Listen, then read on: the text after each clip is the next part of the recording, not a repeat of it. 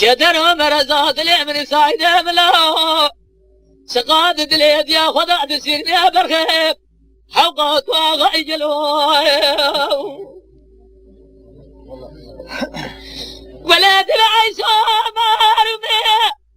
وسلاله للرابع مستخارة الدنيا الرجبودا خدنا جبرا الرجبود صاير الجراب جاني باب احمد اخوة دولة بسين بيس بجل اثيل ونادي الراب مرو خبر نقود ديار بكرة سودي زهر ذكر حجاب لا ربيع جمارة وسودي بالقطيع مستقوى قربة البنا باب احمد مدايا ياكي من حصايب رعدش من باب كرامو سعد جيدي قود الساد حيف الساد يا زخلولا جلود الساد كراي أمان أمان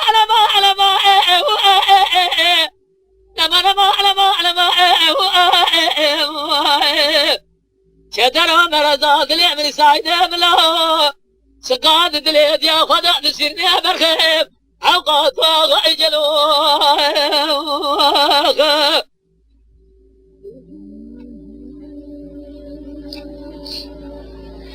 ولاد العيشة مارمي وسلالي للرابع ببيت قاصد وضرابة بقاصدي باسم وجناده بالدورازية رابع رقو جاد يا بكر سودي مش تاخذ درقة بيمدي لا باسم او رجل قوي ساري بيسي جاد رابع رقو جاد يا بكر سودي مش تاخذ درقة بيمدي لا باسم او رجل قوي ساري بيسي زهد كل حجاب لا رب المرء وسودي بالقطيع مستقوى قربة البين ابو احمد بداية ياتي من حصايب رعدش من باب كرامو بقود الرابع باسم ندعت بعشيا باسر وانا نظام يؤسر بيدي لا لا لا لا لا لا لا لا لا لا لا لا لا لا لا شدر مرزات اليمن سايد ملا سقاد دليد يا خدا دسيني برخيب حوقات واغيجلو